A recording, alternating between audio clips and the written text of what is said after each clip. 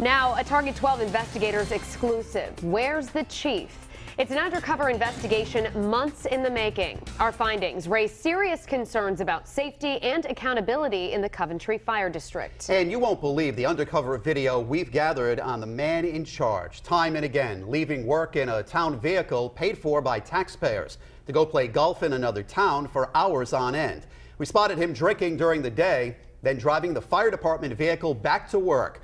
We even have him taking the public safety vehicle to party up on Federal Hill, drinking and apparently smoking marijuana before once again getting behind the wheel. This is you smoking what looks to be pot. Cigar, maybe.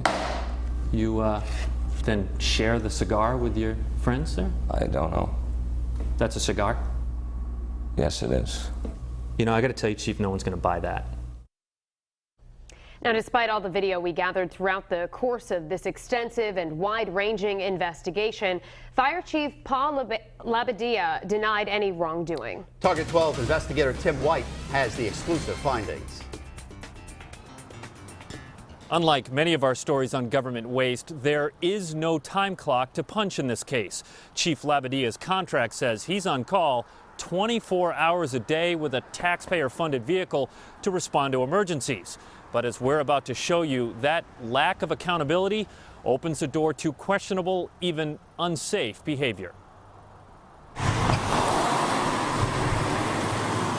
This is Target 12 undercover video of Coventry District Fire Chief Paul Labadia. When we first went undercover, it was a Friday at 12:45 in the afternoon. Labadia's assigned fire chief vehicle is parked outside a local pub, and he's inside enjoying a beer. Are you done? Yes, I am. Both of them. After finishing his drink, he leaves. Have a good day at work. Labadia then gets behind the wheel of the fire department SUV and goes back to the fire station. During months of surveillance, we learned Labadia was an avid golfer. We would often find his Coventry Fire Chief's car parked in the lot of a Warwick Country Club. Labadia, who has been the fire chief in Coventry since 2008 and takes in a full-time salary of just over $72,000 a year, was found at the course day after day, swinging away. Over just 4 weeks, for example, Target 12 found him at the golf course 10 times, never for less than 3 hours. Sometimes up to 6, even 7 hours at a time. He'd then get into the department vehicle and drive back to Coventry. Police records show Labadia was involved in a weekend car accident while behind the wheel of the black fire department SUV, putting it out of commission for a while. So we saw him switch over to another fire department vehicle. As soon as he was in his new taxpayer-funded and fueled car at 3:52 in the afternoon, he again heads to a local watering hole where he stays for about an hour and a half.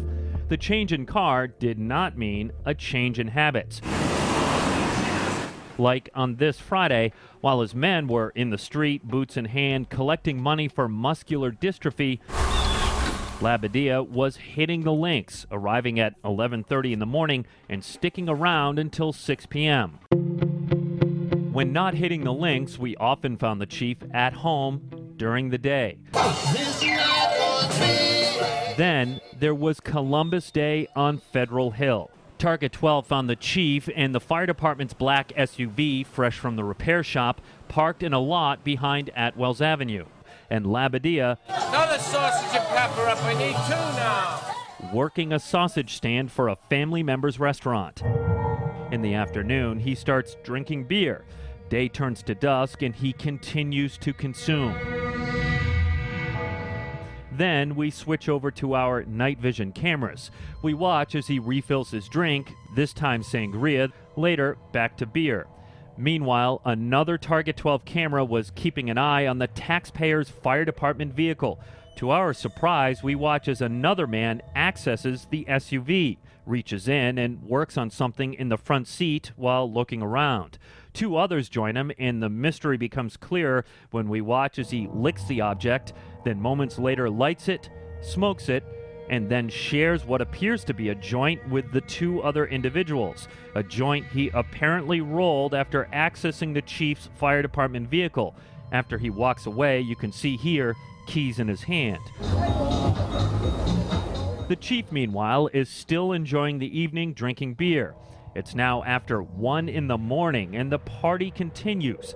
We watch as a group of men with Labadia pass around what, again, appears to be a joint, and it eventually makes its way to Chief Labadia. He takes several drags and hands it off.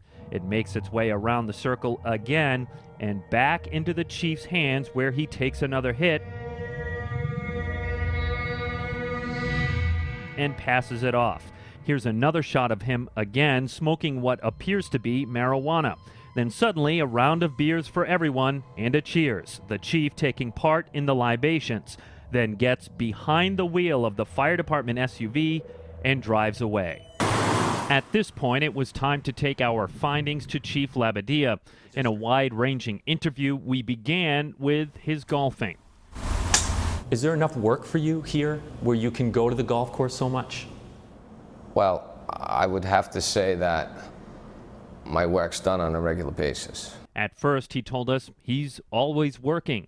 So you feel taxpayers should be confident about how much time you're putting in despite all of the extracurricular activities that we have? Most definitely. I do my job. The district runs fine. I'm always available 24/7 when anybody needs me. Then he claimed he takes half days, but he has not yet supplied his time cards to Target 12. Labadia says he answers to a 5-member fire district board. And the board of directors, you think, will be comfortable when they see that you're at the golf course so much? They'll be okay with that? Well, how much is so much? A lot. No. Remember, in just this 4-week snapshot, he was there 10 times for never less than 3 hours. Not at all. I may go there for lunch because I eat lunch. A 7-hour lunch? No. Then we asked about his drinking at a local bar before going back to the station in the fire department vehicle. We have you drinking at a bar on a couple of occasions and getting behind the wheel of the town vehicle and actually coming back here. How do you explain that? I don't believe I was drinking at a bar, but I may have been at a bar with a couple of the people from the fire station. I can show it to you just so we can refresh your memory here. Yes, that's my deputy chief. And that's you with a beer in your hand? Yes, it is. And you drove the SUV and came back here? Yes, probably one beer, most definitely. Then there was the night on the hill and the 2 men who had access to the fire department vehicle before smoking what appears to be pot. Are you transporting drugs in the fire department vehicle? Not at all. What was going on there? I don't know. I don't know who the 2 gentlemen were. Keep in mind, the man who accessed the SUV is seen here with the chief later in the evening. You're a little worried that they were able to get into the SUV, even if... Yeah. You're going to call the cops? No. Well, I don't know who they were. Labadia became visibly uncomfortable when we questioned him about his drinking and apparent drug use before driving the fire department vehicle that night. Why did you drink, and I can tell you it's more than one, and apparently smoke pot when you then get behind the wheel of your fire department vehicle? I don't think I did. Excuse me 1 second. No, I'd like you to. Oh, I'd like you to stay. This is you smoking what looks to be pot. Cigar, maybe? You then share the cigar with your friends there? I don't know. That's a cigar? Yes, it is. You know, I got to tell you, Chief, no one's going to buy that. I think you and I both know that. So why don't we just talk honestly about what happened up there? And I don't know. I told you I smoke cigars. you smoke a cigar like this and then hand it to somebody else, I don't. and they hand it to you. Maybe. I gotta tell you, that's not gonna float with people watching this. I reached the chairman of the Coventry Fire District Board, which governs the department. He tells me he can't comment until our report airs. We'll stay on top of this and bring you the latest developments. With the Target 12 investigators, Tim White, Eyewitness News. We're not done with this investigation yet. We've uncovered more questionable use of taxpayer property. Tomorrow, we show you how the chief was driving his taxpayer-funded car on a suspended license for more than a year and even used a department vehicle to go to his vacation home more than 3 hours away in New Hampshire. Where's the Chief continues tomorrow, starting on Eyewitness News this morning.